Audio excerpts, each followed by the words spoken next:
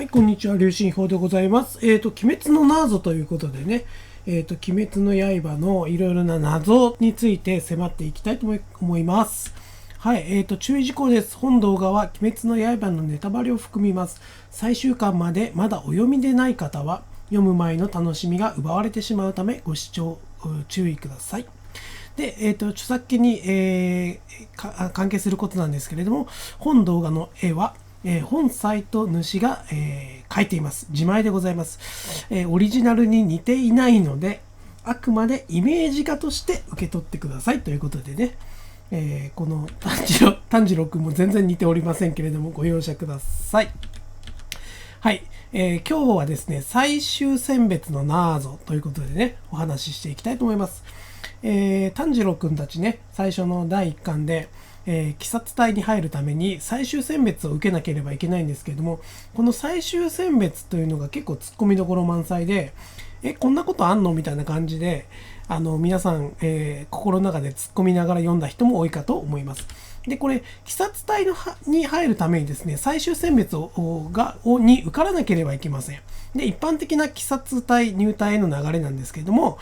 まず、入隊候補者を育成する育てっていうね、方がいるんですけれども、その育てのもとで修行する、師匠みたいなもんですね。で、育ては元鬼殺隊隊員や柱経験者などが請け負うということで、何人かのね、育てに、なる該当する人物なんかが出てきます。そのうちの一人はですね、炭治郎くんの師匠である鱗滝左近次さんなんですけれども、彼の下で、炭治郎くんはですね、修行するわけです。で、育てが合格とみなしたものは最終選別を受けることができるということで、その育ての、助言に従って最終選別の場所であるとか、いつやるかっていうのが判明するというかね、わかるみたいです。で、その最終選別に受かることで鬼殺隊、入隊となるんですけれども、一次試験とか二次試験はないんですね。なくて、もうこの試験1回だけなんですよ。1回受かればいいんですけれども、結構この試験の内容については突っ込みどころ満載でございます。なお、最終選別の試験内容は事前に知らされない模様ということで、このね、事前に知らされてない、子たちがすごいかわいそうだなっていう感じで思います。はい。じゃあ次行きます。で、ここ前でですね、育てが合格とみなしたものは最終選別を受けることができるって書いてあるんですけれども、例外がありまして、橋平伊之助っていうね、これもちょっとイメージがなんで全然似てないんですけれども、この、イノシシのね、被り物をかぶった、子がいるんですけれども、この子はですね、育てがおらず、野生児なんですね。野生児なんですけれども、その自らの力のみで最終選別を生き残ったということで、その例外ありで、育てが存在しない、人も一部いるということですね。で、彼は、他の、鬼殺隊の、現役の隊員からこの最終試験についての、情報を得ていたそうです。はい。で、最終選別の場所とか条件なんですけれども、場所は富士重ね山というところが、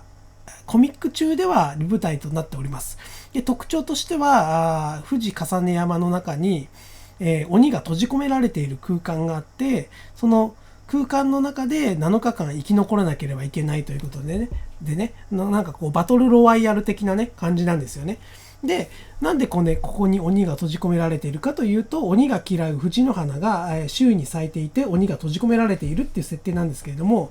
ちょっとここもう、突っ込みどころがあるんですが、まずそもそも鬼というのは不死じゃないですか。不死身なんですね。不死身なんで、その藤の花がちょっと嫌いっていうぐらいだったら脱出できるんじゃねえかなっていうふうに思うんですが、普通の毒とかでも死なないぐらい鬼は強いので、ちょっと嫌いっていうことぐらい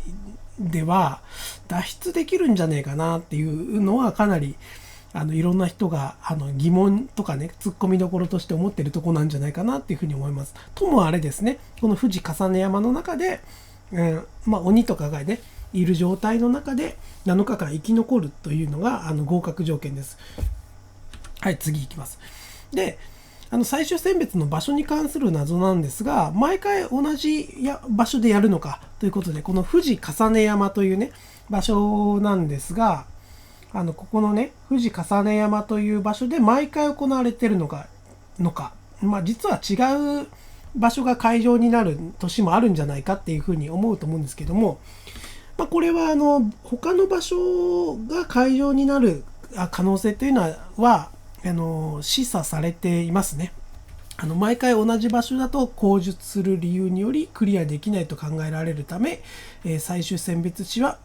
複数あると考えられるということです。はい。これどういうことかっていうと、手鬼っていうね、鬼がキーワードになるんですけれども、最初に言っちゃうと、この手鬼が強すぎる手鬼が強すぎる問題っていうのがあるんですね。はい。なので、毎回同じ場所だと手鬼が必ず勝ってしまう展開になるので、なってしまってその試験の合格者がいなくなってしまうので、ちょっと違う場所が会場になる年もあるんじゃないかなっていうふうに思っております。はい。で、手鬼とは何かというと、これ、固有名詞がなくて、名前出てこないんですね、コミックス中だと。で、便宜上手鬼って呼ばれているんですけれども、全身が手で覆われている鬼ということでね、どこが手なのかどこが足なのかわからないんですけど、とにかく全身が手で覆われてるんですよ。で、結構これ最初に戦うボスとしてはちょっと強すぎるボスで、まず手で鬼っていうのは首が弱点なんですけれども、手で防御してるんですよね。首を手で防御してて、でこの手が無限にいっぱい生えてくるっていうかね、そういうちょっとチート的な反則的な攻撃をしてくるんで、ちょっとこれ試験受けたばかりの初心者の人たちにとってはちょっともう勝つの無理じゃないかなっていうぐらい強いです。はい。で、手鬼のやばさを説明していきます。炭治郎の師匠である鱗滝左近次が47年前に捕らえた鬼であるということで、47年間ずっと生き残り続けている、猛者なわけですよね。非常に厄介な敵です。ずっと生き残り続けているというね、感じで。で、鱗滝左近次に捕まえられたっていうね、理由から、左近次に恨みを持っていて、左近次の弟子を優先して殺しているという、厄介な、やばい部分を持っています。だからもう炭治郎くんなんかもね、絶対狙われちゃうんですね。弟子が来たみたいな感じで。で、しかもね、この手鬼のやばさっていうのは、鬼は人間を食えば食うほど強化される、パワーアップしちゃうんですね。だからこの47年間生き残り続けていることによって、たくさん人間を食べているわけで、その人間を食った分だけね、パワーアップしているっていうね、やばさがあります。はい。だから、どんどんこの47年間のうちで、どんどん強くなり続けていってしまっているっていうね、やばさがあるんです。はい。手鬼のやばさその2、弱点である首を手で折っている。はい。これさっきも説明したんですけども、ちょっとこれね、難易度が高いんですよ。で、もう一つが鬼の弱点である日輪刀を持っていない受験者がいる可能性があるっていうことなんですけども、これコミックスの2巻で、この最終試験を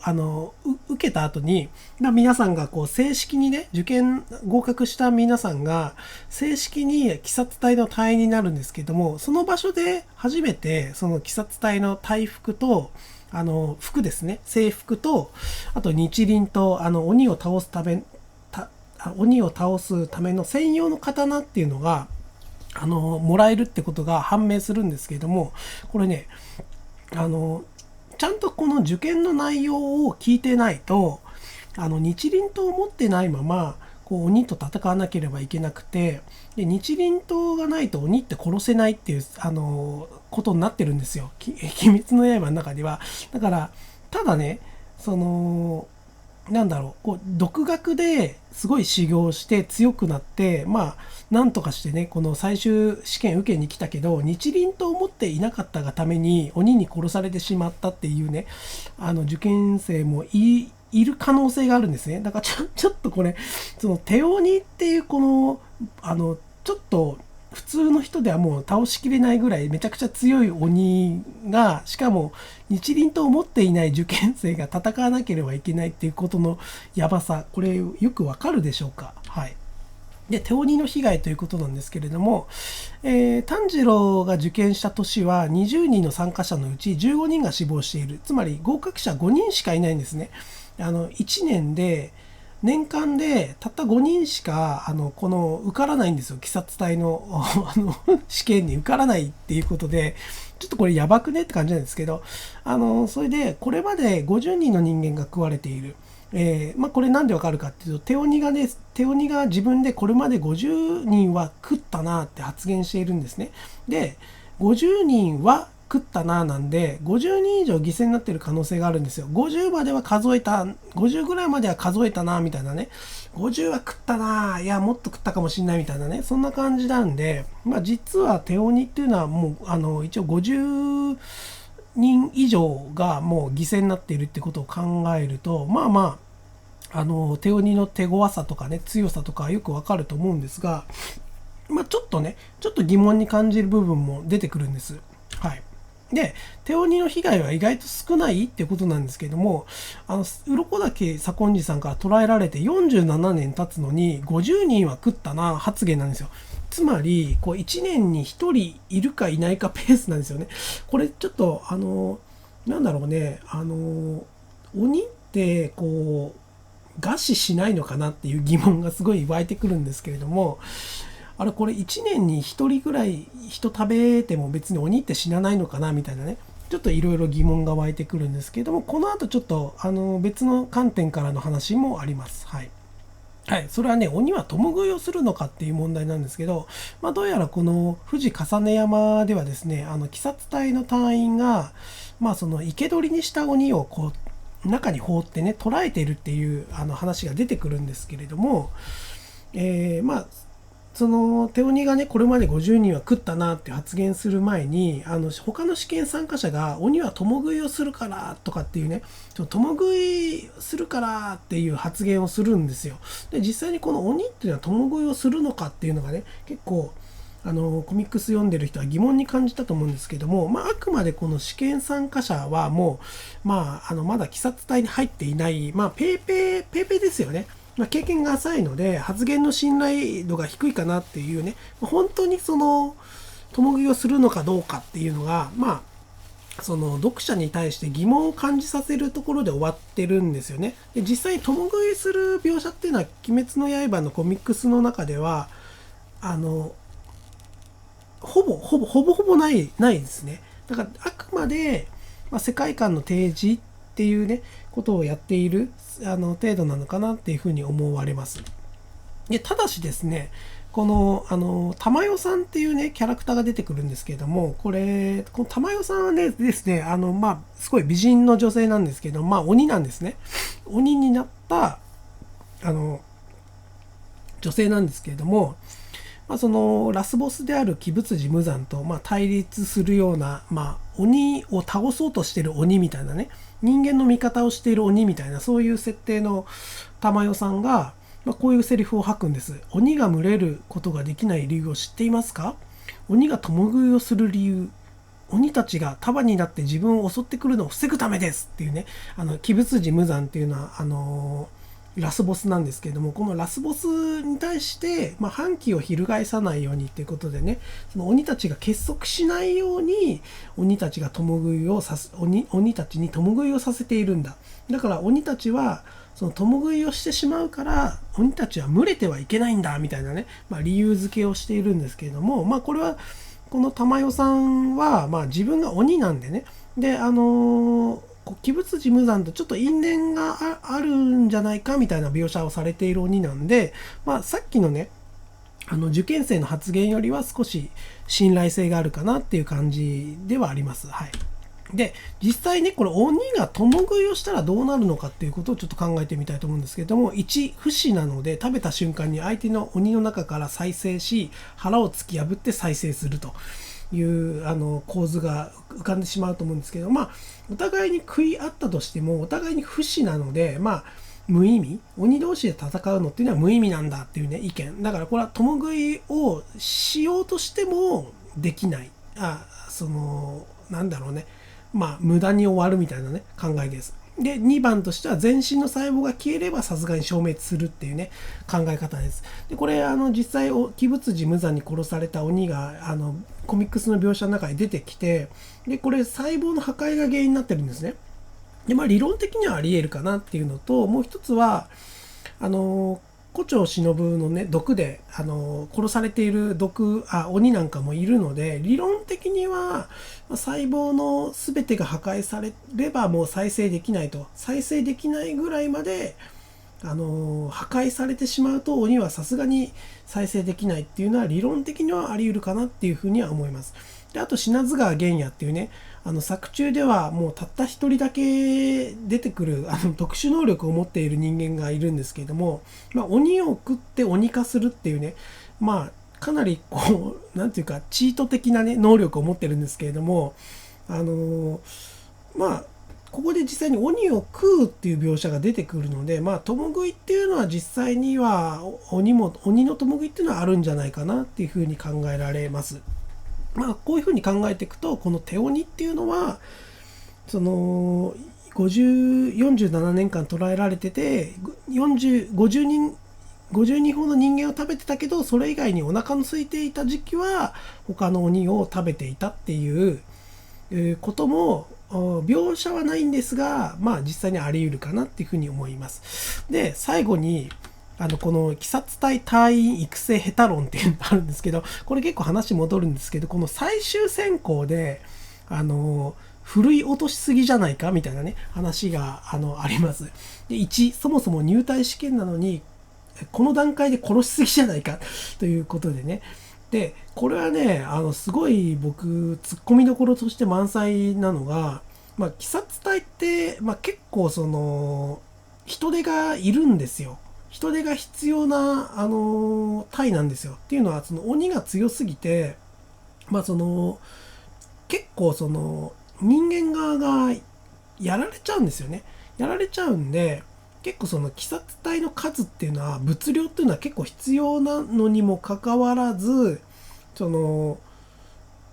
なんていうのかな、たくさんの人を育てて修行させて、その中ですごい才能のある人を、上のなんていうんですかね、隊長にさせるとかそういう感じじゃなくて、もう入隊する前にふるい落としすぎちゃうっていうね問題があって、ちょっとこれ育成が下手なんじゃないかっていうふうに思います。でこの育成下手論の続きとして、炭治郎がね結局鬼殺隊に入るんですが、その最初のミッションがちょっと噛み合ってないっていうか、一番下のレベルなわけですよ。一番下の段階なのに一人でね鬼退治に向かわさせられるんですよ。で死亡率が高まるミッションばっかりやらせられてるんで、これ他の隊員とか見たらもうそもそも鬼殺隊って生き残ってる人たちがあんまりいないんじゃないかっていうような感じで、ちょっと低いミッションからねやらせて経験を積ませてだんだんレベルアップさせていくっていう感じじゃなくて、レベル1、鬼殺隊に入った炭治郎くんレベル1だとすると、いきなりレベル20ぐらいのミッションに挑ませてしまうぐらいな、ちょっとミッションのレベルとね噛み合ってないっていうのがこれねたびたび続いて、この映画の鬼滅の刃のね無限列車の時もそうなんですけれども、ちょっと炭治郎くんたちのレベルと噛み合ってないんですよね。そのミッションの内容がもうちょっとベテランを向かわせるべきじゃないかみたいなところが結構あって、で春日井ガラスとかっていう、カラスを使ってね通信をするんで、通信網は結構あるのにもかかわらず、通信網を活かせる戦術があんまりないみたいなね感じのが残念だなっていうふうに思います。でもう3番にも書いてあるんですけれども、この鬼滅の刃って呼吸っていうのが非常にスキルとして、もう鬼を倒すために必須スキルなんですよ。なのにもかかわらず、無限列車終わってから呼吸の訓練始めたりとか、ちょっとその育成が下手すぎる、鬼殺隊ちょっと育成下手すぎるっていうのがね、すごい目立つんですよね。で、これ、育成訓練下手すぎる論っていうのは、もうこの、鬼舞辻無惨との最終戦の手前ぐらいまでずっと続いていくんですよ。で、これ、一番最後に、その鬼舞辻無惨とのこう戦いの前に、こう、なんていうのかな、最後の修行みたいなのをするんだけれども、この最後の修行も、この柱の実力に少しでも一般の隊員が追いつくための修行なんですけども、いや、これ、普段からやっとけや、みたいなね。もっと前にやっとけや、みたいな、一人でも多く、その柱の人たちに追いつけるようなね、レベルの修行をさせとけや、みたいなね、ツッコミがあるんですけれども、そもそもこの最終試験の段階から、もう鬼殺隊、ふるい落としすぎっていうのはね、非常にありました。はい、そんな感じでね、まあ、鬼に食われた、